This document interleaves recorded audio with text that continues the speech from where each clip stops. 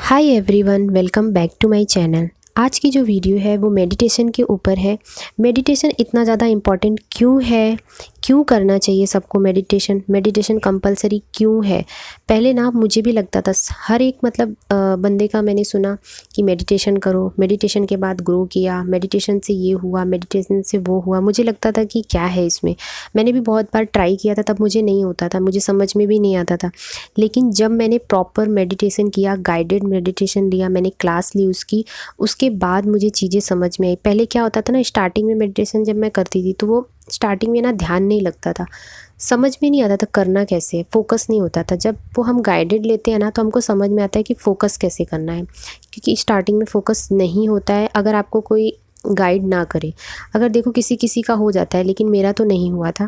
तो जब मैंने ऑकल्ट में मैं आई थी ना, तो भी मेडिटेशन को ही कंपलसरी बोला था कि मेडिटेशन आप करोगे तो उससे आपको इंट्यूशन आती है। तो ये सही बात है। मेडिटेशन से क्या होता है ना, आपका मन शांत हो जाता है।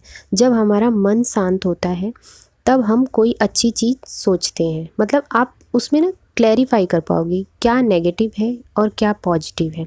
तो मेडिटेशन आपको करना कैसे है, मतलब बिगनर के लिए मैं बताऊंगी यहाँ पे। इसके फ़ायदे बहुत हैं। आपको मैनिफेस्टेशन में भी इजी हो जाता है, इंट्यूशन में भी बहुत इजी होता है, क्योंकि इंट्यूशन आएगी ना तो आप क्लैरिफाई कर पाओगे कि ये इंट्यूशन है कि ये थॉट्स है। तो मेडिटेशन जब आप कंसिस्टेंसी में करोगे, एक दिन करने से नहीं होगा। स्टार्टिंग में आपको 4-5 टाइम बैठना पड़ता है। आप 10-10 मिनट अगर बैठ रहे हो तो आपको स्टार्टिंग में ही 4-5 टाइम करना होगा। सुबह किया, फिर उसके बाद थोड़े टाइम के बाद किया, दोपहर में किया, शाम को किया, फिर रात को करो। सोने से पहले तो ज़रूर करो, मतलब मॉर्निंग एंड जो नाइट का है वो फिक्स होता है। उसके बीच में अगर आपको टाइम लग रहा है तो जितना ज़्यादा आप मेडिटेशन करोगे उतना फ़ायदा होगा। अब कैसे करना है मैं यहाँ पे बता देती हूँ। आपको क्या करना है, बैठ जाना है। आप एक ऐसे कंफर्टेबल प्लेस पे बैठोगे और आपका स्पाइन स्ट्रेट होगा। आप कोई स्टार्टिंग में सपोर्ट ले सकते हो। बहुत जगह क्लास में बोलते हैं कि सपोर्ट नहीं लेना चाहिए, लेकिन स्टार्टिंग में लेना पड़ता है, क्योंकि किसी को बैक इशू है तो उससे भी प्रॉब्लम होती है।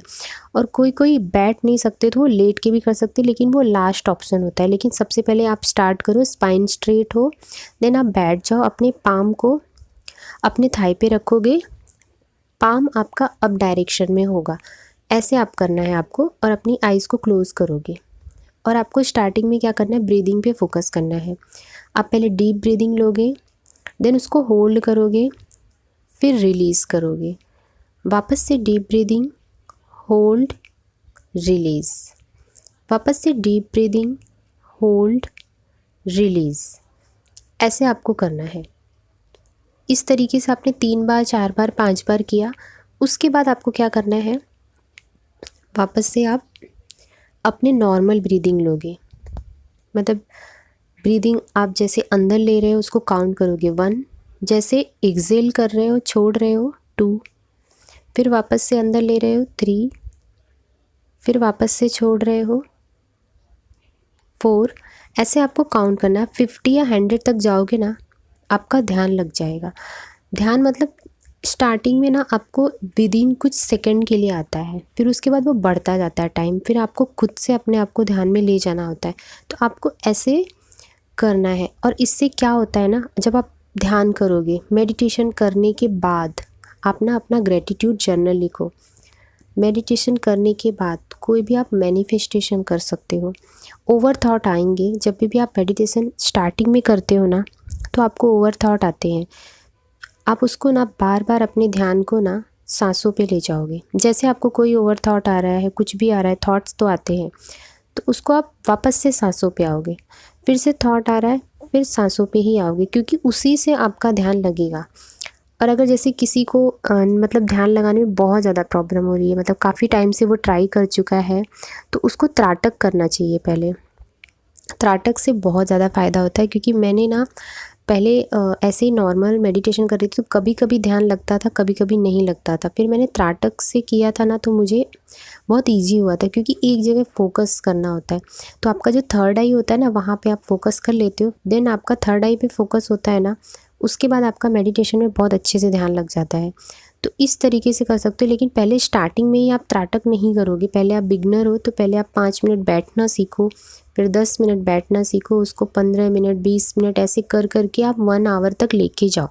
तो इस तरीके से करो तो जाके आपका होगा। और मेडिटेशन से ना आपका ऑरा भी बहुत ज़्यादा क्लीन होता है, ऑरा क्लीन होता जाता है, नेगेटिविटी हटती जाती है, मतलब आपके बहुत सारे जो मूड स्विंग्स होते हैं वो हट जाएंगे, आपका एंगर इशू नहीं होगा, मन शांत होगा ना, क्योंकि बोलते हैं ना मन पे अगर कंट्रोल है तो उसका पूरी दुनिया पे कंट्रोल है। तो ये जो बात बोली गई है ये ऐसे ही नहीं बोली गई है, इसका वैलिड रीज़न है। मतलब आपका मन शांत होना चाहिए। आप जब शांत होकर कोई भी चीज़ सोचते हो ना तो उसका इफ़ेक्ट, उसका रिज़ल्ट, उसका जो भी चीज़ निकलता है वो अलग आता है, पॉजिटिव वे में। मतलब आपको समझ में आएगा क्या पॉजिटिव है क्या नेगेटिव है। और जब हम ब्रीदिंग करते हैं ना, डीप ब्रीदिंग, तो उसके भी इफ़ेक्ट अलग है। आपने स्वर विज्ञान अगर पता होगा, नहीं पता है तो आप एक बार गूगल करना, स्वर के बहुत सारे, मतलब स्वर विज्ञान एक बुक आती है, उसको आप मतलब बाद में मैं आपको रिकमेंड करूँगी, अभी वो अलग कॉन्सेप्ट हो जाएगा। लेकिन सांसों का भी बहुत ज़्यादा, मतलब बोलते हैं ना हमारे लाइफ में बहुत ही ज़्यादा रोल है। तो सांसों के ऊपर फोकस करना, डीप ब्रीदिंग लो। जैसे आपको बहुत ज़्यादा एंगर इश्यू हो रहा है ना, तो उस टाइम में आप ना लंबी लंबी सांसें लो, तो आपको बहुत ज़्यादा रिलीफ मिलेगा और जल्दी मिलेगा। आप ट्राई करना, कभी भी आपको अगर एंगर इश्यू आता है तो आप डीप ब्रीदिंग करो, लंबी लंबी सांसें लो, सांसें लो छोड़ो, सांसें लो छोड़ो।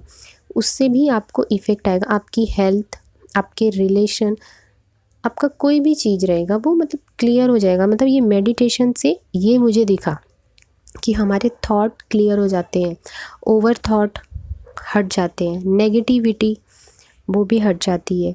तो ये एक दिन में नहीं आएगा। आप सोचोगे मैंने एक दिन किया, एक महीना किया, नहीं, आप कुछ टाइम करो उसको, उसके बाद आपको रिजल्ट आएगा। और आपको जब मेडिटेशन की आदत लग जाएगी ना तो आपको लगेगा कि मतलब छोड़ना ही नहीं है उसको। और मेडिटेशन तो छोड़ना ही नहीं है। दो चीज़ जैसे ग्रैटिट्यूड जर्नल और मेडिटेशन, ये कंपलसरी है, ये आपको करना ही करना है। उससे आपकी लाइफ चेंज हो जाएगी।